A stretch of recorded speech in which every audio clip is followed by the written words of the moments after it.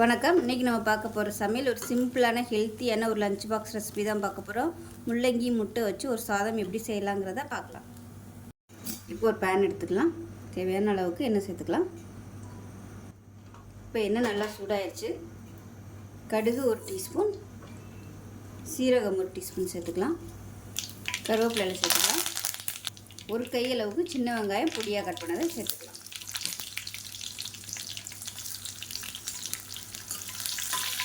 வதங்கிட்டு இருக்கிற ஒரு 3 பல் பூண்டு நச்சுட்டு சேர்த்துக்கலாம். இப்போ வெங்காயம் பூண்டு வதங்கி நல்ல ஃப்ளேவர் வருது. இதில் மீடியம் சைஸாக ஒரு முள்ளங்கியில் பாதி எடுத்துருக்கேன். மெஷரிங் கப்பில் ஒரு 1/4 கப் அளவுக்கு வரும். முள்ளங்கி துருவி வச்சுருக்கேன், அதை சேர்த்துக்கலாம்.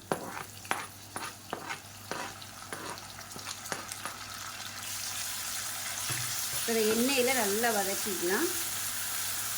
எண்ணெயில் வதக்குனா தான் அந்த பச்சை வாசனை இல்லாமல் நல்லாயிருக்கும். இப்போ பாருங்கள், முள்ளங்கி லேசாக வதங்கிருச்சு. அதில் உள்ள தண்ணியெல்லாம் வரும். தண்ணியெல்லாம் நல்லா வத்திருச்சு. இப்போ உப்பு கொஞ்சமாக சேர்த்துக்கலாம். சேர்த்துட்டு இப்போ இதில் ஒரு முட்டை உடச்சி ஊற்றிக்கலாம். இப்போ ஒரு பேருக்கு சாப்பிட்ற மாதிரினா ஒரு முட்டை போதும். இப்போ இந்த முட்டைக்கு தேவையான உப்பு சேர்த்துக்கலாம். கொஞ்சமாக ஒரு சிட்டிகை அளவுக்கு மட்டும் சேர்த்துக்கோங்க. முட்டை லேசாக வதங்க ஆரம்பிக்கும் போது 1 கப் அளவுக்கு வடித்த சாதம் சேர்த்துக்கலாம்.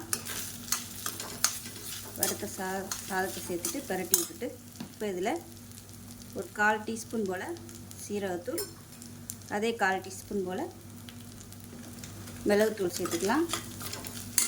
இப்போ இதில் கொஞ்சமாக ஒரு 1/4 டீஸ்பூன் போல் கரம் மசாலா, இது எல்லாத்தையும் சேர்த்து நல்லா பரட்டி விட்டுக்கலாம். 1/4 டீஸ்பூன் போல் மஞ்சத்தூள் சேர்த்துட்டு பரட்டி விட்டுக்கோங்க. டேஸ்ட் பண்ணி பார்த்துக்கிட்டு உப்பு பத்தலைன்னா உப்பு சேர்த்துக்கலாம். இப்போ இதில் உப்பு பத்தலைன்னா உப்பு சேர்த்துக்கோங்க. லாஸ்ட்டாக பொடியான இருக்கிற கொத்தமல்லியில் சேர்த்துக்கலாம். சேர்த்துட்டு பரட்டி விட்டுக்கலாம். அவ்வளோதான், சூப்பரான முள்ளங்கி முட்டை சாதம் ரெடி ஆயிடுச்சு. ரொம்ப குட்டீஸாக இருக்கிற பிள்ளைகளுக்கு இது மாதிரி நீங்கள் லஞ்ச் பாக்ஸ் கொடுத்து விட்டிங்கன்னா சாப்பிட்டு வந்துடுவாங்க. நல்லா ஹெல்த்தியாகவும் இருக்கும். பெரியவங்களுக்கு கூட நீங்கள் கொடுக்கலாம். நான் சாதாரண சாப்பாட்டு அரிசி தான் சேர்த்துருக்கேன். இதில் பிரியாணி ஏதாவது பாஸ்மதி அரிசி சேர்த்திங்கன்னா இன்னுமே சூப்பராக இருக்கும். ஸோ செஞ்சு பாருங்கள். செஞ்சு பார்த்துட்டு எப்படி இருந்துச்சுங்கிறத சொல்லுங்கள். வீடியோ பிடிச்சிச்சின்னா லைக் பண்ணுங்கள், கமெண்ட் பண்ணுங்கள், சேனலை சப்ஸ்கிரைப் பண்ணுங்கள், பக்கத்தில் பெல் பட்டனை ப்ரெஸ் பண்ணுங்கள். நன்றி.